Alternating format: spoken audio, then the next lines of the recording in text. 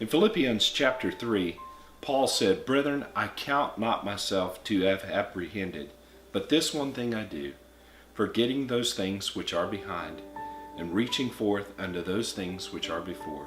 I press toward the mark for the prize of the high calling of God in Christ Jesus." We have to learn to forget, especially in relationships. We have to learn to forget our failures. We have to learn to forget the failures of our spouse. And we've got to put that behind us and move forward. If you don't, it's going to continue to cause major issues in your relationship. And I've learned something through the years. Pity parties are a pretty lonely place.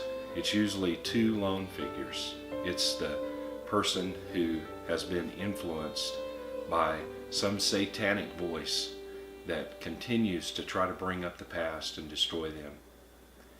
The first thought that comes to mind on this issue is the woman at the well.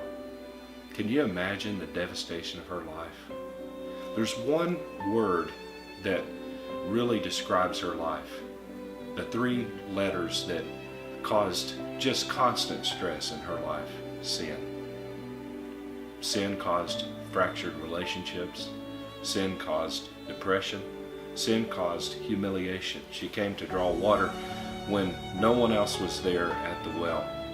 She didn't come with the safety of the other women from the village. She didn't come at a time when others would be using it. She came when she thought nobody would be there because she was humiliated by her past. I remember a story that I read years ago that just really encouraged me.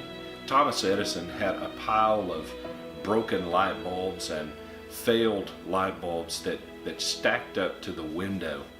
And as he threw one out the window, his wife looked at him and said, "How can you stay optimistic about this?" And he said, "I just found one more way not to build a light bulb." Edison had learned the important lesson that you've got to put the past behind you and move forward.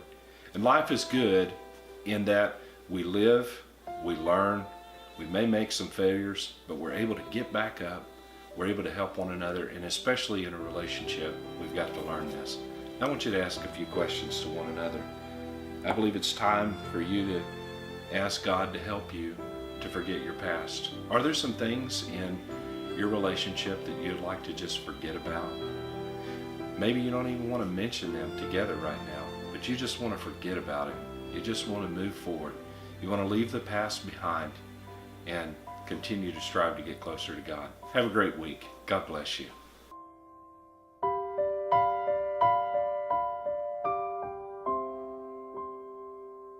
Do you remember the story of the woman at well? And, the woman at well is not going to work.